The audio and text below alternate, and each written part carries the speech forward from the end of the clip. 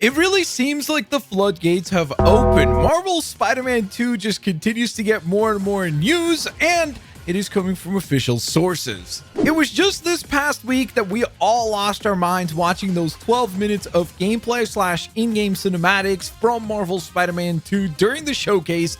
But since then, there has continued to be more information dropped by Insomniac themselves on Twitter, or what we're covering in today's video, which is information from the voice of Peter Parker and Spider-Man, and that would be Yuri Lowenthall.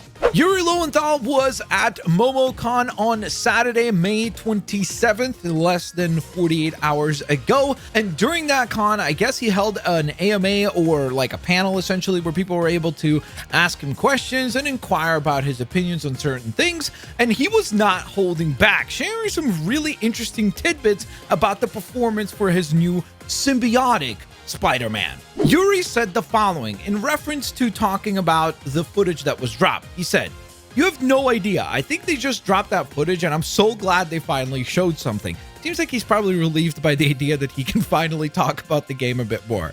"We took extra special care for when Spidey is just regular go happy lucky Spidey and when Spidey gets something going on with the symbiote. And there's a lot of colors. You saw some of them in the trailer that they just dropped, but you ain't seen nothing yet," which is pretty freaking awesome. I love that obviously he's right off the bat acknowledging the fact that he's approaching this as almost two different attitudes completely for Peter / regular Peter Parker or Spider-Man, and really being able to dial it up to 11 when it comes to the symbiote and present a bit of a different personality. And he went on to expand, saying, "I think we've all got that anger inside," which I think is very, very true, because honestly, when you really think about the amount of pain and suffering that this version of Peter has gone through, it is insane. I mean, losing his aunt, obviously massively scarring to him. The crazy turmoil with MJ, obviously very, very frustrating and scarring. The loss of Jefferson Davis, while he could have possibly felt like he could have done something and expected it a bit more, again, another burden on his conscience.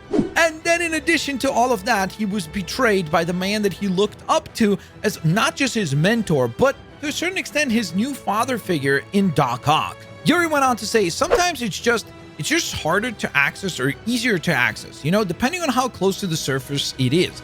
Before I started doing Sasuke, which I love that he's referring to, I'd only played sort of like a plucky young hero that didn't have anything bad happen to them. And so to sort of turn that around, I had to dig a little bit, but I'm generally a happy guy. But you know, I've got rage and anger and sadness, and you just got to dig a little harder." And I think that this really is a phenomenal comparison. As someone that loves the Naruto show and Shippuden as well, I think that Sasuke is almost an interesting parallel to Peter and his experience with the symbiote. He starts out as a hero, and then slowly but surely the allure of that rage and anger continues to lure him towards and pull him towards the dark side. And speaking of that allure, it seems like that was partially an inspiration as to how they're going to interpret their version of the symbiote. As Yuri said the following, "A lot of it came from, we looked at addiction in people and what the behaviors of addiction are. That's really what we went to for inspiration and to find the levels of it. It's not always the same, you know, every time. So yeah, addiction would be my simple answer," referring to the idea that Peter will almost become codependent on the symbiote, that the freedom that the symbiote gives him to really be able to like push things and not work within the typical box of limitations that he operates in, being able to expand his horizons in terms of morality and ethics, will be something that will be alluring to Peter Parker, which I think is really cool. It makes perfect sense that someone like Peter, after everything that he has gone through, having experienced the insane amount of trauma that he has, when he is presented with this opportunity for complete freedom while also being encapsulated in immense levels of power, he would be very compelled to lean into that. And this whole theme of addiction when it comes to Venom has been explored magnificently well, most recently by Donny Cates in the Venom comics. So if you want to read and find out a bit more about the concept of addiction and kind of drawing some parallels between it and the symbiotes, please check out that series. It is fantastic.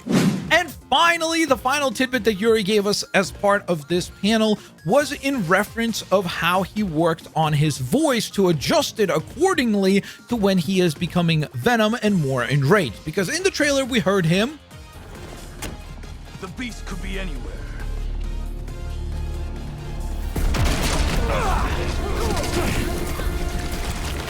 You have no idea. And he also delivered lines like, He's gonna wish he never came to New York.